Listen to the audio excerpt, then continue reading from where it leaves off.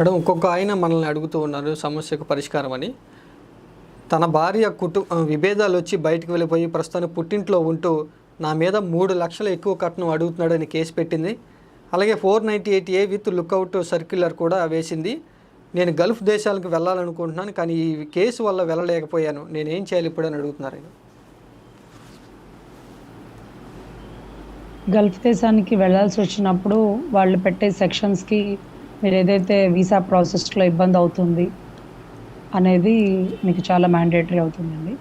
కానీ పెట్టిన sections depend upon మీరేమీ ఈ దేశంలో మోసం చేసేసి వెళ్ళిపోతే లైక్ 420 కానీ ఇంకోటి కానీ అటువంటి కేసుల్లో తప్ప మైనర్ కేసులు అనమాట, ఇది ఫ్యామిలీ ఇష్యూస్, వీటికి దేశాల్లో దాటేయచ్చండి. అతని వల్ల ఇబ్బంది పడితే ఆవిడ వల్ల ఇబ్బంది పడితే అతను. సో ఇది లిమిటెడ్ ప్రెమిసెస్.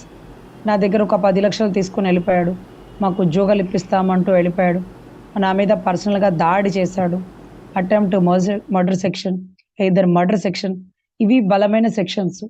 ఈ సెక్షన్స్ మన మీద కేసు నమోదై కన్విక్టెడ్ అయి బెయిల్ మీద బయటకు వెళ్ళినా, లేకపోతే ఆ కేసులు మన మీద నమోదయ్యి మనం జస్ట్ ఒక్కసారి ఇన్ ప్రిజన్ అనమాట, ఒక్కసారి అరెస్ట్ అయ్యి 15 రోజుల లోపల ఉండి 30 రోజుల లోపల ఉండి బయటకు వచ్చినా దానివల్ల ఎఫెక్ట్ ఎక్కువ ఉంటుందండి వీసా ప్రాసెస్కి.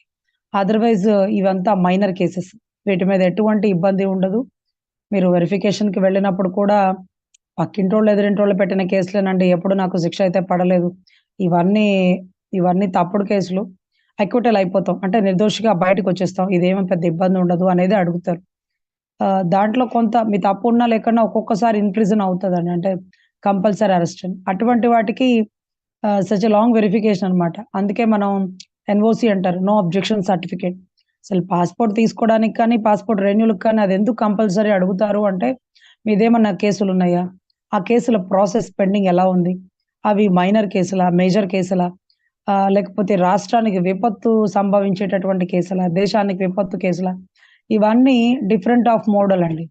సో ఆ డిఫరెంట్ మోడ్యూల్లో మనకి దేనికి సంబంధించిన వాటిలో వీసా ప్రాసెస్ క్యాన్సిల్ అవుతుంది అనేది మ్యాండేటరీ.